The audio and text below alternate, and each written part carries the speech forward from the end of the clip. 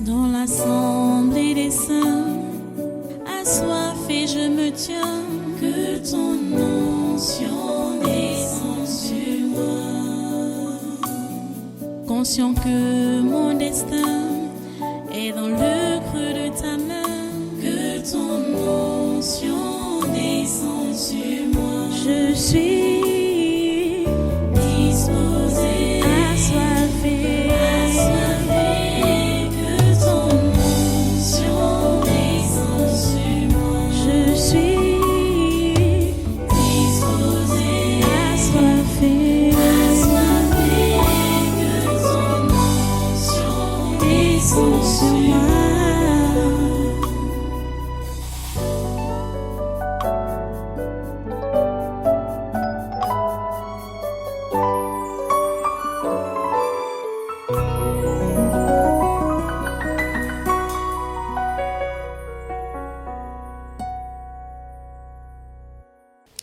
Alléluia.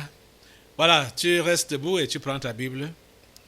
Aujourd'hui, on va lire deux textes. Le premier, c'est celui qu'on avait commencé à lire dans Matthieu chapitre 5. Donc pour dire ou rappeler ce qu'est le chrétien. Matthieu chapitre 5. Versets 13 à 16. Le second texte qu'on va ajouter, ce sera 1 Jean chapitre 3, 1 Jean chapitre 3, du verset 11 au verset 12. Donc versets 11 et 12. Donc le premier d'abord. Vous êtes là? On ouvre cela. Matthieu chapitre 5, versets 13 à 14. Voilà ce qui est écrit. Vous êtes le sel de la terre. Mais si le sel perd sa saveur, avec quoi la lui rendra-t-on? Il ne sert plus qu'à être jeté dehors et foulé aux pieds par les hommes. Vous êtes la lumière du monde. Une ville située sur une montagne ne peut être cachée. Et on n'allume pas une lampe pour la mettre sous le boisseau.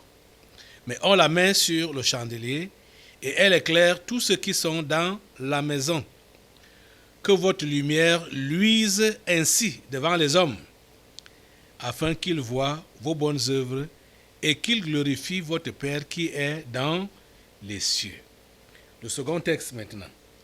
Vous savez qu'il nous a été révélé que la saveur du sel dont il est question dans ce verset 13 de Matthieu 5, la saveur du sel, c'est l'amour.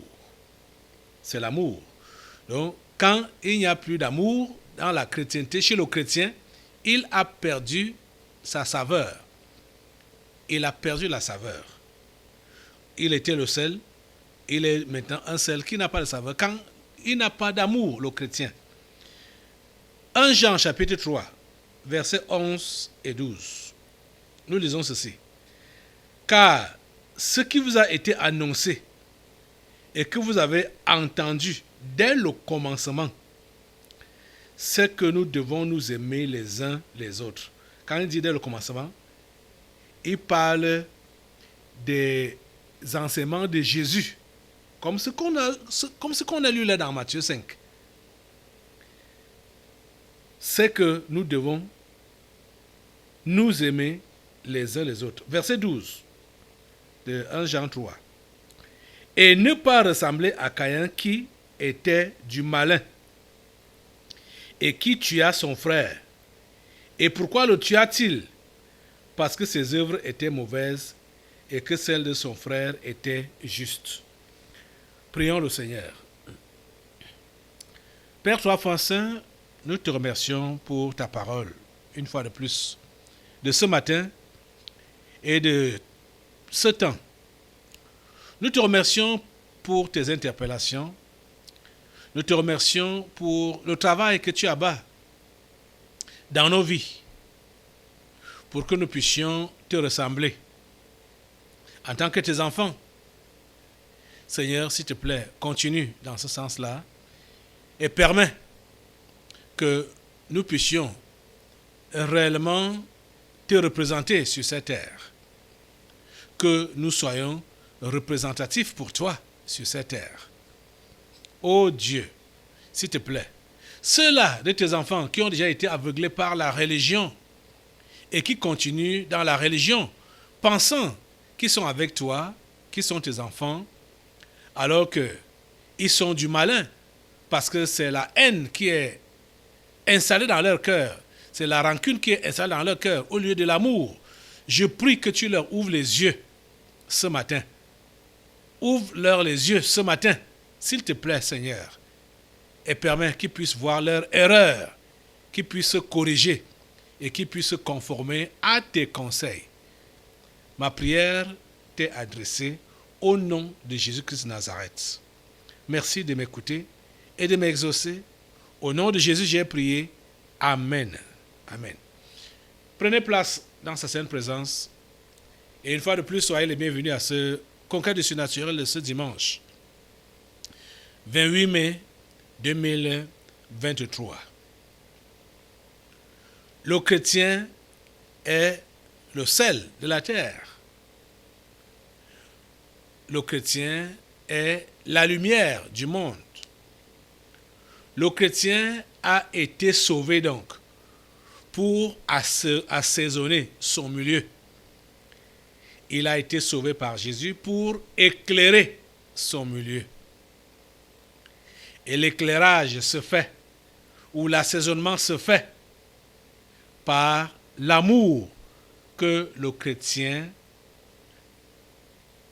déploie donc vis-à-vis de son frère en Christ et vis-à-vis des païens,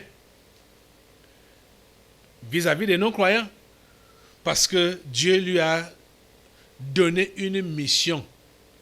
C'est ça qu'on a vu dans les Corinthiens.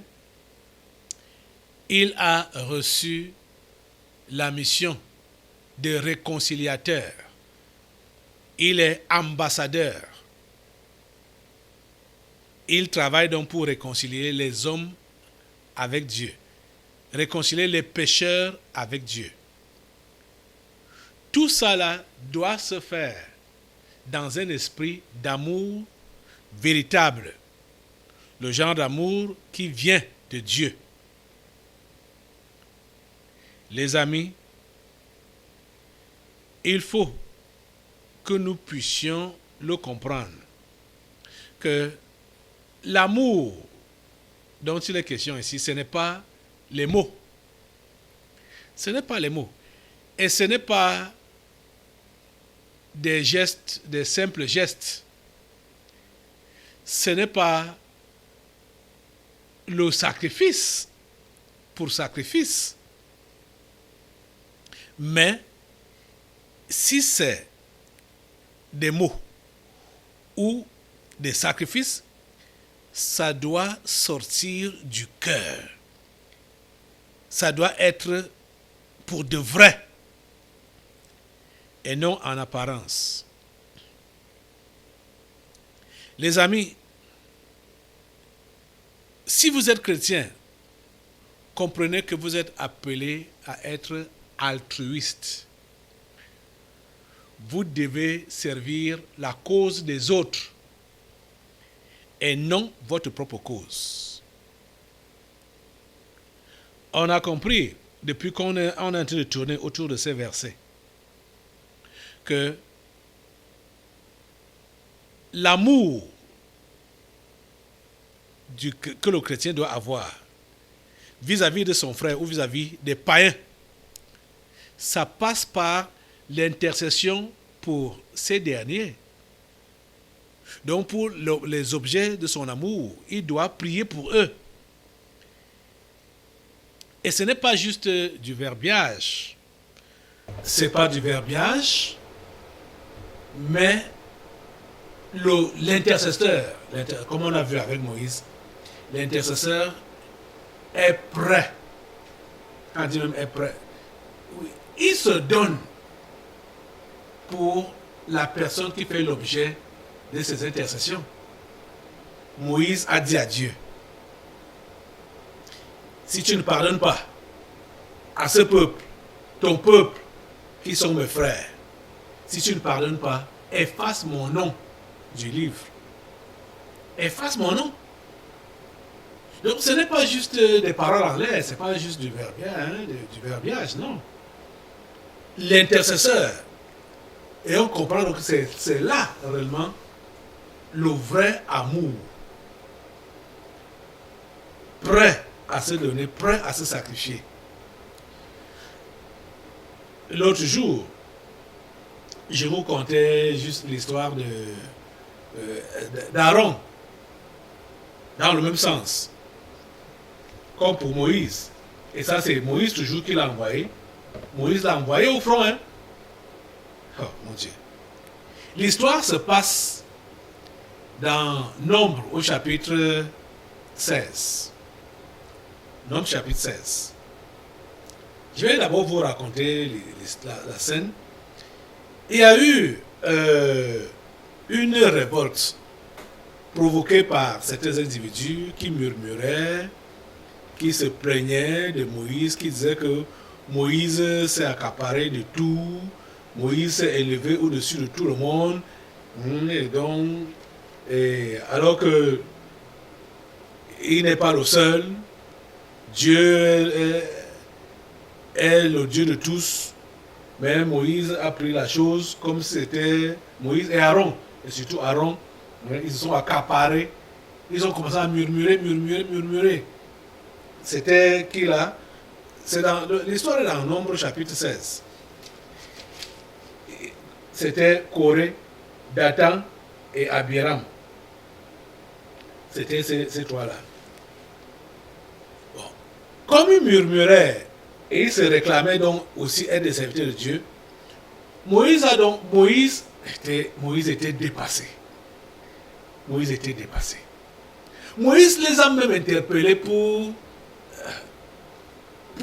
parler avec eux. Essayer de trouver un terrain d'entente, essayer de les ramener à la raison. Ils ont dit, on ne veut rien entendre. On ne vient pas. Ils ont appelé, ils disent qu'ils ne viennent pas. Moïse a donc dit, ok, voilà. On va voir demain. On saura qui est-ce que Dieu a choisi. Comme vous dites que vous êtes aussi des serviteurs de Dieu, et que Aaron n'est pas le seul, ok, on va donc voir demain. Dieu lui-même va faire sa sélection, son choix. Il a donc demandé que ils offrent des parfums.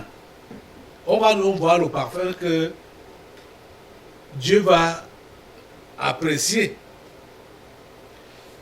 N'est-ce pas? Ils ont voilà. On nous dit au verset 19 de Nombre 16, et Coré convoqua toute l'assemblée contre Moïse et Aaron à l'entrée de la tente d'assignation. Alors la gloire de l'Éternel apparut à toute l'assemblée.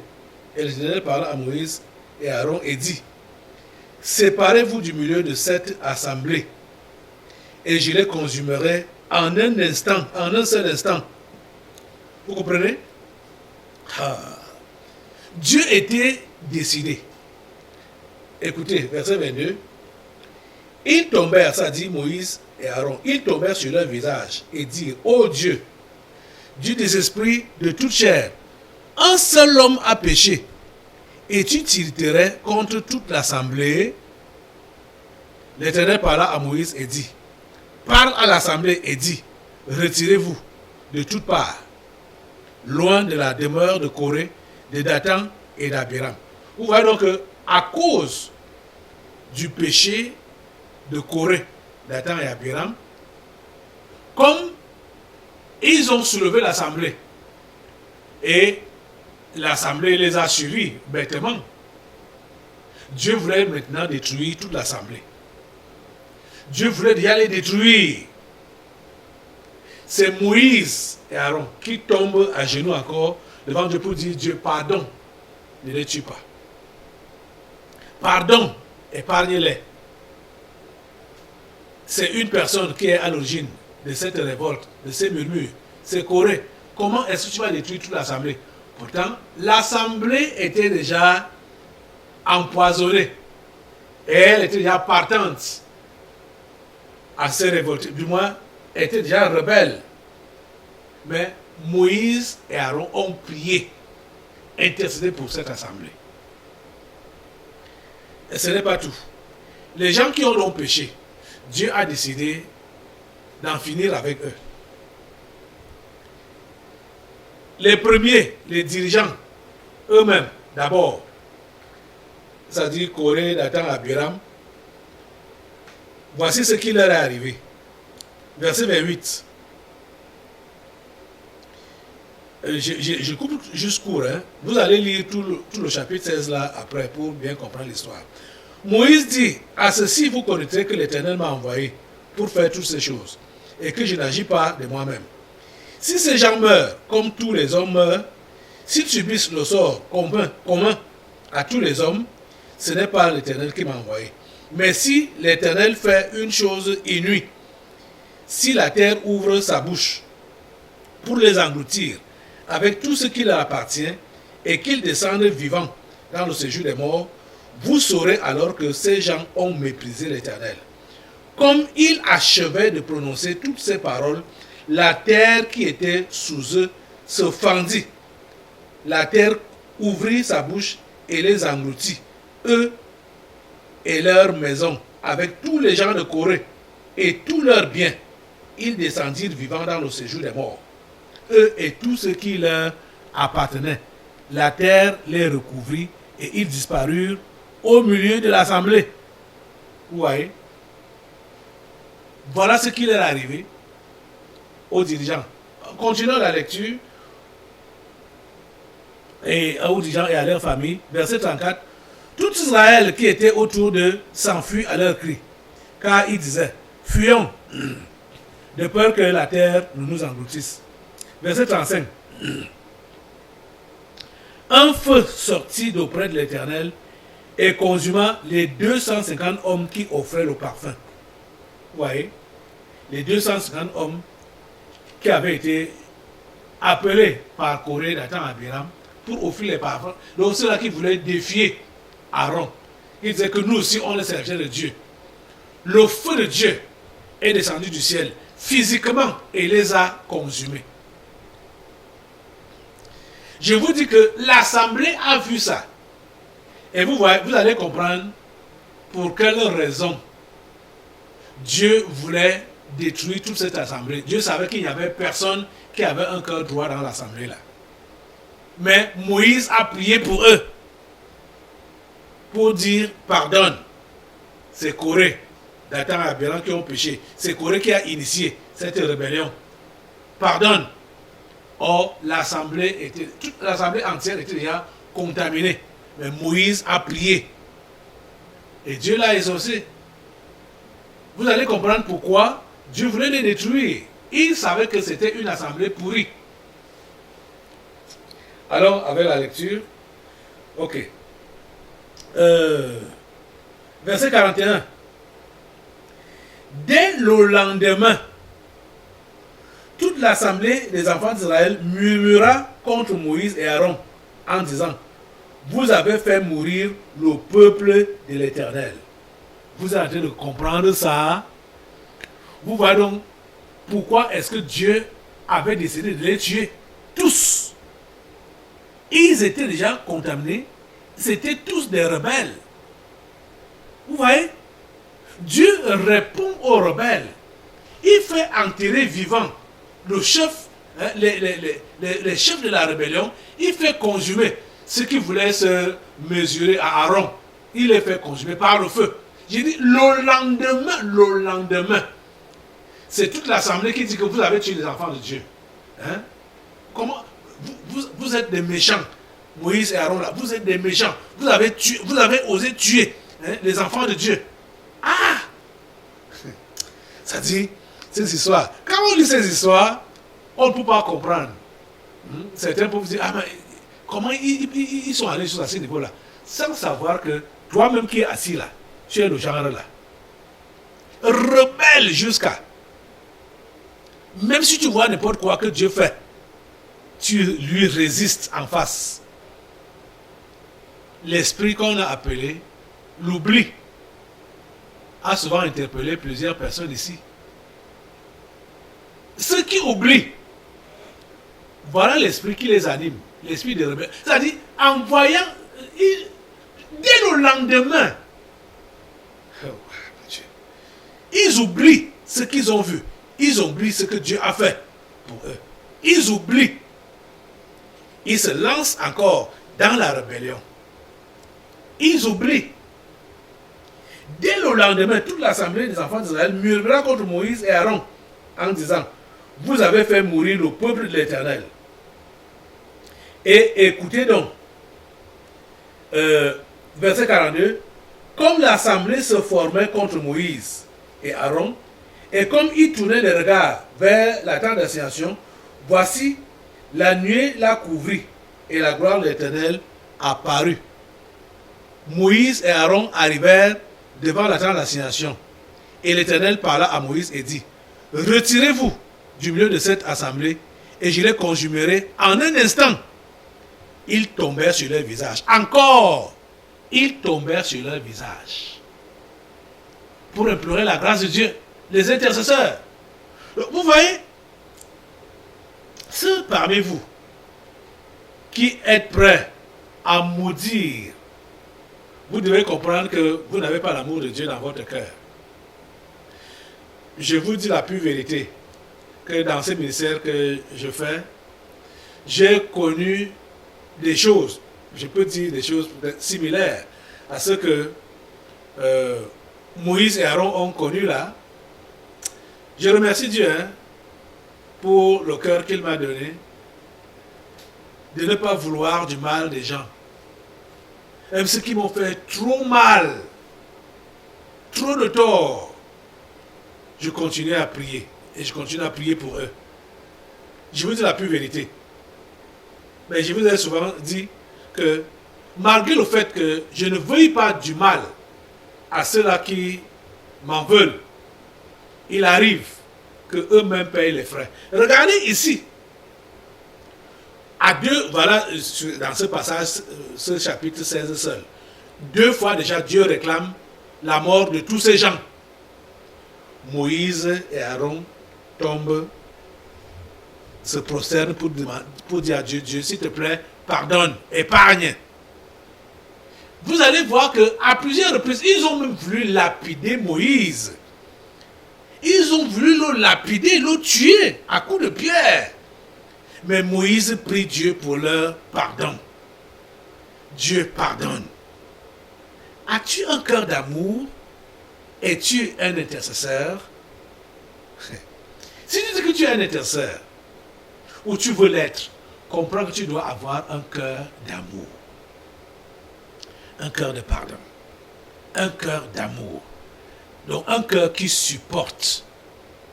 Tu comprends ça? Un cœur qui supporte. Dieu voulait encore tuer toute l'assemblée. Moïse et Aaron tombent sur leur visage pour implorer la grâce de Dieu. Verset 46. Et Moïse dit à Aaron, prends le brasier, mets-y du feu de dessus l'autel, pose-y du parfum, va promptement vers l'assemblée.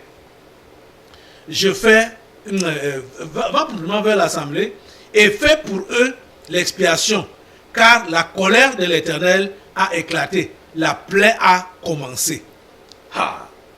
Malgré le fait que Moïse et Aaron sont prosternés devant Dieu, Dieu avait déjà envoyé l'ange de la mort dans le camp, dans l'assemblée, et avait déjà commencé à tuer. Moïse a eu cette révélation-là. Il dit à Aaron maintenant que cours vers l'assemblée. La plaie a commencé là-bas. Même comme on est en train d'intercéder là, de prier que Dieu pardonne, ils ont commencé par mourir. court vite, pas intervenir. Ah, mon Dieu. Lisons, verset 47. Aaron prit le brasier, comme Moïse avait dit, et courut au milieu de l'assemblée. Et voici, la plaie avait commencé parmi le peuple. Il offrit le parfum et il fit l'expiation pour le peuple. Écoutez donc le verset 48.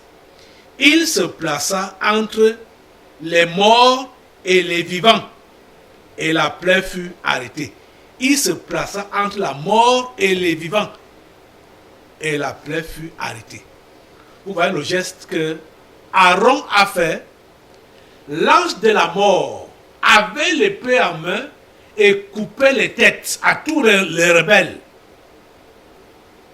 dans l'assemblée, parmi et au milieu de cette assemblée-là, pendant que la mort régnait partout, c'est là-dedans que Aaron court et se place pour offrir les parfums. Aaron, en allant au milieu de cette assemblée, savait que sa tête pouvait sauter. Il le savait. Parce que l'ange de la mort balançait l'épée de tous les côtés. Tout ce qui était sur son passage, il tuait. Et Aaron a pris le risque d'aller dans ce milieu-là, au risque de sa vie, parce qu'il fallait sauver le peuple. Vous voyez ce qu'on appelle un intercesseur. Il s'est placé entre les morts et les vivants. C'est très fort. C'est très fort. Et c'est ça qui a fait arrêter la plaie. Mais avant qu'il le fasse, écoutez le bilan de ce jour-là. Oh mon Dieu. C'était l'hécatombe. Il y a d'abord eu 250. On n'a pas compté la famille de Corée, Abiram et Dathan, combien ils étaient. Mais ceux qui offraient les parfums, ils étaient 250 qui ont été consumés par le feu. Et maintenant, ce que l'ange de la mort a tué, écoutez le bilan. Verset 49. Il y eut 14 700 personnes qui moururent de cette plaie, outre ceux qui étaient morts à cause de Corée. Combien? 14 700 personnes. 14 700 personnes. 14 700 personnes. Rends-toi donc compte que les gens sont en train de mourir en vrac comme ça là. Un individu entre au milieu de cette hécatombe là pour dire à Dieu, arrête de tuer. Alors que la mort est en train de sévir. Lui-même, il est exposé. Il était exposé. 14 700 personnes sont tombées. En un seul jour. Sans compter les 250 et les autres familles là, les Dathan, Corée, Abiram. Vous voyez? 14 700. Aaron s'est placé entre les morts et les vivants pour arrêter la plaie. C'est ça l'intercession. Ça demande un intercesseur, ça demande de l'amour véritable. Les amis, est-ce que vous êtes en train de voir comme le Saint-Esprit a fait insister sur cette histoire pour nous démontrer les contours de ce que Jésus-Christ a enseigné en disant que nous sommes le sel de la terre et que si le sel perd sa saveur, il ne sert plus à rien parce que ça ne peut pas lui être rendu. Et on a donc compris que la saveur du sel, c'est l'amour. C'est l'amour. Vous êtes donc en train de comprendre que pour faire le travail de Dieu sur cette terre, que ce soit parmi les croyants ou parmi les incroyants, les païens, nous devons agir avec amour. Au lieu d'être ceux-là qui condamnent, au lieu d'être ceux-là qui scandalisent, au lieu d'être ceux-là qui méprisent, on ne doit pas on ne doit pas être ceux-là qui détruisent. Nous sommes là pour construire. On ne doit pas être ceux-là qui séparent. On est là pour réconcilier les pécheurs avec Dieu. Vous comprenez? Et pour que ce travail se passe comme Dieu le veut, nous devons agir avec l'amour qu'il a répandu dans nos cœurs par son Saint-Esprit. Mais plusieurs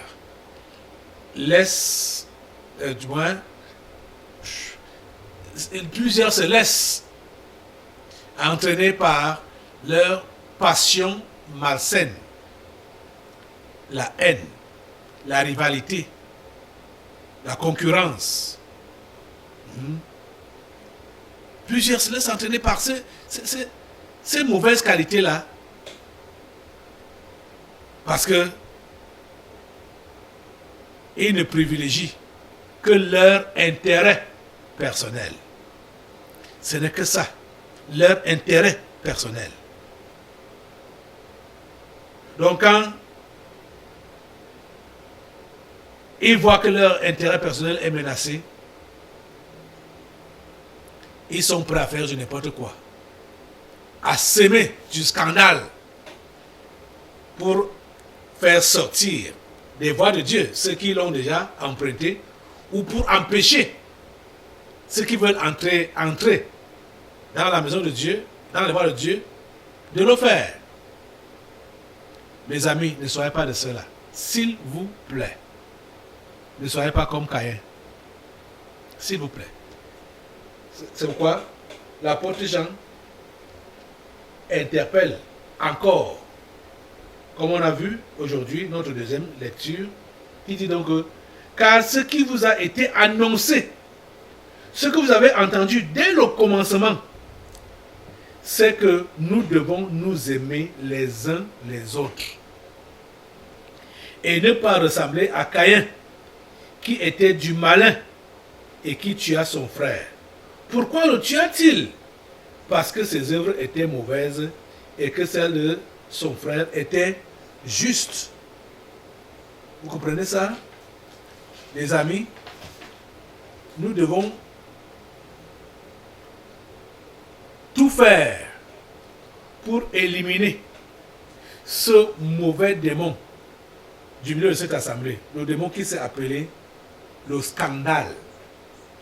Jusqu'à jeudi passé, je crois que c'était soit la 3e ou bien 4e fois, je ne sais pas combien de fois, ce démon-là est déjà venu ici, disant qu'il est présent au milieu de nous. Le scandale, disant qu'il est présent au milieu de nous. C'est pourquoi je vous interpelle que vous devez avoir l'amour de Dieu dans votre cœur. Ne soyez pas un sujet de scandale, ne soyez pas une pierre d'achoppement. Ne soyez pas un sujet de scandale. Vous devez jouer effectivement votre rôle, qui est d'assaisonner, qui est d'éclairer votre entourage, qui est de réconcilier les païens avec Dieu, de réconcilier vos frères et sœurs avec Dieu, ceux-là qui ont chuté ou ceux-là qui chancellent. Votre travail est de les réconcilier avec Dieu au lieu de les précipiter, au lieu de les rejeter, au lieu de les condamner. Votre travail est de les réconcilier avec Dieu. Vous devez agir avec amour. L'amour.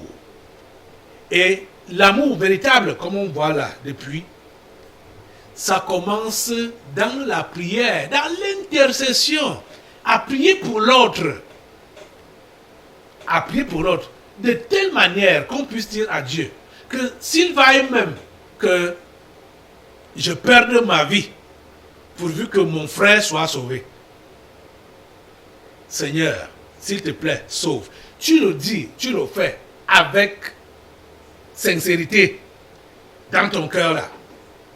Ça commence par l'intercession. Est-ce que vous vous occupez de la vie des autres? Est-ce que vous voulez leur bien-être? Est-ce que vous voulez leur salut? Est-ce que vous voulez les voir gagner le ciel? ce cœur d'amour-là, chacun d'entre vous doit le développer. Parce que ce qui est vrai, c'est que quand on reçoit Christ comme Seigneur et Sauveur personnel, il déverse son amour dans nos cœurs par son Saint-Esprit. Parce qu'on ne peut pas naître de nouveau sans recevoir le Saint-Esprit. Et le Saint-Esprit ne peut pas descendre dans nos cœurs sans l'amour, puisque l'amour fait partie des fruits de l'Esprit. Mais qu'est-ce qui se passe? C'est que beaucoup étouffent le Saint-Esprit, c'est-à-dire il est étouffé quand tu n'obéis pas ou quand tu ne continues pas dans l'obéissance. L'Esprit Saint est étouffé. Et quand c'est le cas, tu vas continuer avec la forme de la religion, les bruits, les traditions et tout ça là, la religion. Mais l'essentiel n'est plus là. Parce que quand l'amour n'est plus là, il n'y a plus de chrétienté. On peut continuer à prier, à parler ma langue, mais c'est le bruit des cymbales. Ça ne sert à rien. On peut continuer à dire qu'on évangélise, mais ça ne sert à rien. Ça ne sert à rien. Vous comprenez?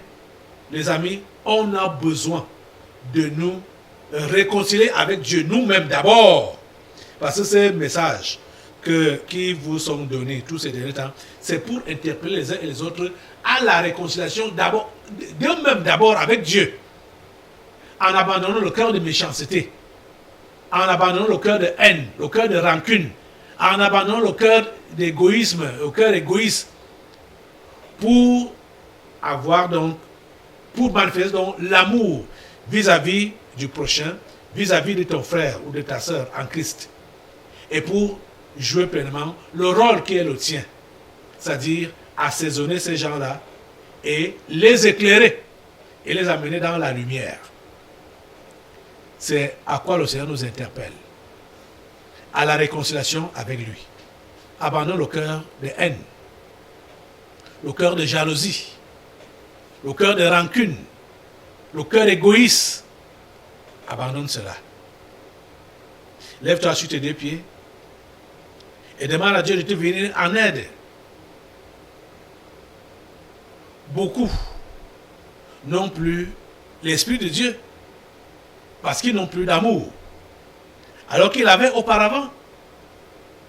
L'Esprit de Dieu s'est retiré quand ils ont décidé eux-mêmes d'entretenir, de continuer à entretenir la rancœur, la colère, l'égoïsme, la haine, la méchanceté.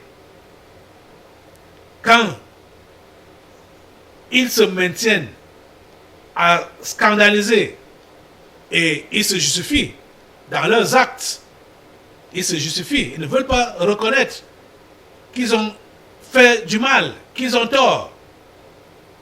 L'Esprit de Dieu se retire.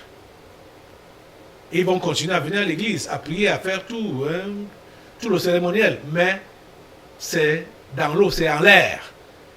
Ce matin, réconcilie-toi avec ton Dieu. Abandonne ce méchant cœur et permets à l'Esprit de Dieu de se réinstaller dans ton cœur. Au nom de Jésus. Seigneur, s'il te plaît, trouve ta place dans ce cœur à nouveau. Esprit de Dieu, s'il te plaît, trouve ta place à nouveau dans ce cœur. Balaie tout ce qui ne te glorifie pas dans ce cœur et installe-toi dans ce cœur. Merci Père Saint de le faire. Au nom puissant de Jésus, j'ai prié. Amen. Amen. Assois-toi, nous allons maintenant passer aux délivrances prophétiques. Dans l'assemblée des saints, assoiffé je me tiens, que ton onction descende sur moi. Conscient que mon destin